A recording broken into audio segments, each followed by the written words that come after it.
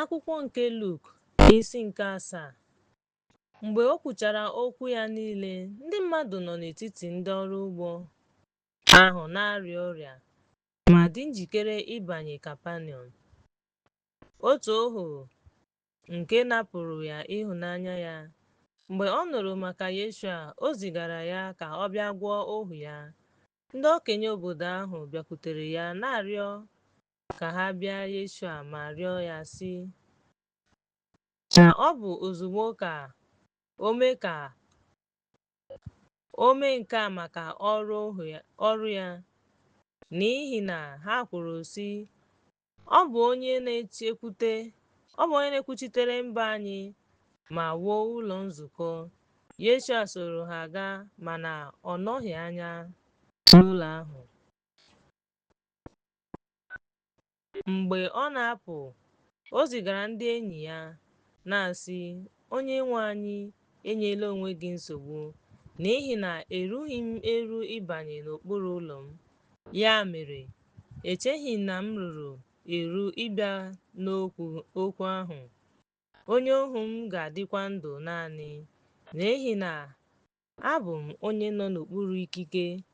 Enwere m ndị enyemaka n'okpuru m. M na-asị otu onye gaa, ọ gawa, na ohu m mee nke a, meekwa ya. Mgbe Yeshua nụrụ ihe ndị a, o juru ya anya wee tụgharịa ya wee sị ndị na-eso ya, asị m unu, ahụbeghị m okwukwe dị ukwuu dị otu a, ọ bụghị n'Izrel. Mgbe ndị ezigara ndị ahụ tụgharịrị, mgbe ha laghachiri n'ụlọ ha hụrụ ohu ahụ nke na-arịa ọrịa ahụ gbasiri ha ike. N'echi ya, ọ gara n'obodo a na-akpọ Nain. Ọtụtụ n'ime ndị na-eso ụzọ ya sokwa ya na igwe mmadụ buru ibu. Mgbe o rutere n'ọnụ ụzọ ámá nke obodo ahụ, lee, e buru otu onye nwụrụ anwụ, otu nwa nwoke nne ya mụrụ naanị, onye bụ di ya nwụrụ anwụ. Ọtụtụ ndị obodo ahụ sokwa ya. Mgbe Onyenwe anyị hụrụ ya, o nwere ọmịiko n'ebe ọ nọ wee sị, akwala akwa. Mgbe ahụ, ọ gara metụ igbe ozu ahụ aka. Ndị bu ya guzoro otu ebe wee sị, nwa okorobịa, asị m gị bilie. Onye nwụrụ anwụ wee bilie, malite ikwu okwu, nyefee ya n'aka nne ya. Mgbe ahụ, mmadụ niile tụrụ egwu ma too Chineke sị, onye amụma ukwu apụtawo n'etiti unu. Akụkọ banyere ya gbasaa na Judia na gburugburu niile na mpaghara. Onye ndị na-eso ụzọ ya, Jọn, kọwara ya ihe ndị a niile. Mgbe ahụ, Jọn kpọrọ onwe ya mmadụ abụọ n'ime ndị na-eso ụzọ ya, wee ziga ha na Yeshua sị, ị bụ onye na-abịa ka anyị ga-echere onye ọzọ? Mgbe ndị ikom ahụ zigara gị ka ị jụọ sị, ị bụ onye na-abịa? Ha jụrụ sị, Jọn Baptist ọ ga-abịa ka anyị ga-echere onye ọzọ? N'oge ahụ, ọ gwọrọ ọtụtụ ọrịa ha, ọnya na mmụọ na-adịghị ike. O mekwara ka ọtụtụ ndị ìsì hụ ụzọ n'efu. Yeshua zara sị ha, gaanụ kọọrọ Jọn ihe unu hụrụ na ihe unu nụrụ, na ndị ìsì na-ahụ ụzọ, ndị ọrịa na-apụ, ndị ekpenta na-eme ka ha dị ọcha, ndị ntị chiri na-anụ ihe, ndị nwụrụ anwụ na-akpọlitekwa, ndị ogbenye na-anatakwa ozi ọma. Onye a gọziri agọzi ka onye na-agaghị eme ihe ọjọọ n'ihi m. Mgbe ndị ozi Jọn lawara, ọ malitere ịgwa ndị Jọn sị, gịnị ka unu nwere pụwara n'ọzara ịhụ? Ọ bụ ahịhịa amị nke ifufe na-ama jijiji? Ma gịnị ka unu gara ịhụ? Nwoke yi uwe dị nro? Lee, ndị yi uwe mara mma ma na-ebi ndụ dị ụtọ n'ogige ndị eze. Ma gịnị ka unu gara ịhụ? Onye bụ onye amụma? Onye bụ onye amụma? Ee, asị m unu na ihe karịrị otu onye amụma. Onye a bụ onye e dere banyere ya sị, lee, m na-eziga na onye ozi m n'ihu gị, onye na-edozi ụzọ gị n'ihu gị. N'ihi na asị m unu na ọ dịghị onye amụma ka Jọn ukwuu n'etiti ndị a mụrụ site n'ụmụ nwanyị. Ọ dịghịkwa onye kacha nta n'alaeze Chineke. Ọ dịghịkwa onye kacha nta n'alaeze Chineke ka ya ukwuu.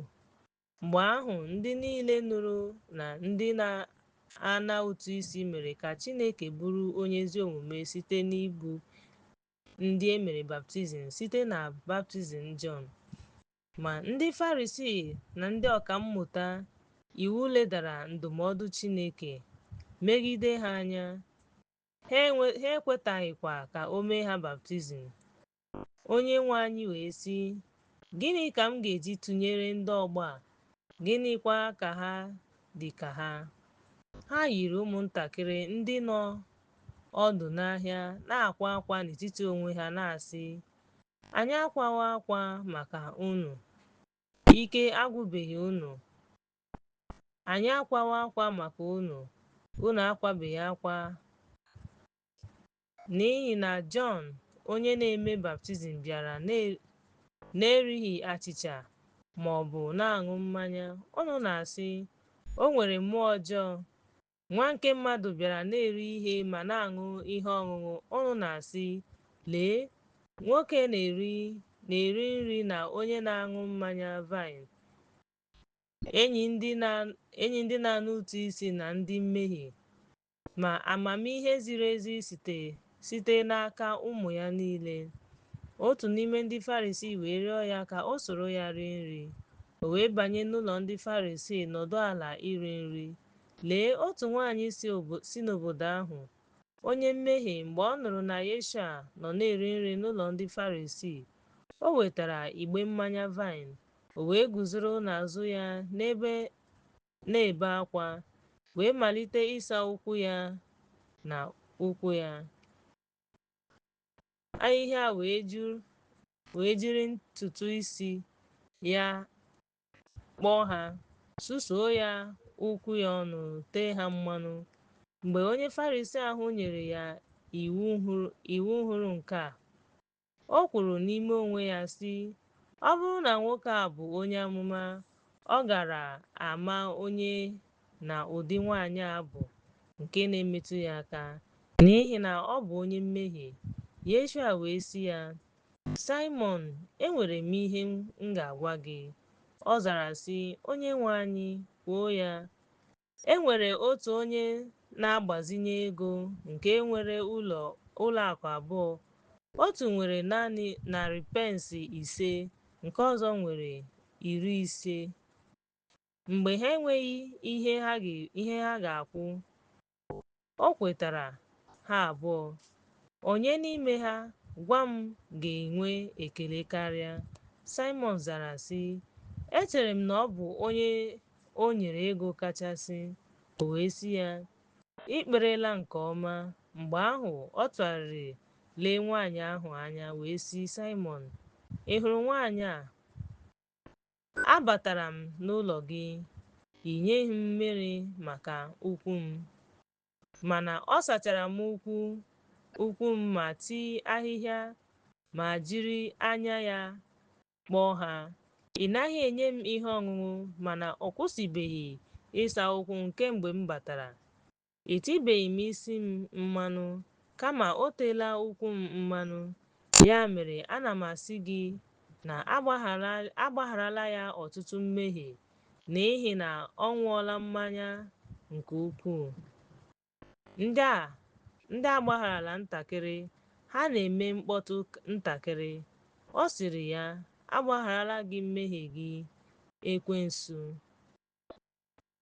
Ndị nọdụrụ ala na tebụl malitere ikwu n'etiti onwe ha sị, onye bụ onye a nke na-agbaghara mmehie? O wee sị nwaanyị ahụ, okwukwe gị azọpụtawo gị, laa n'udo.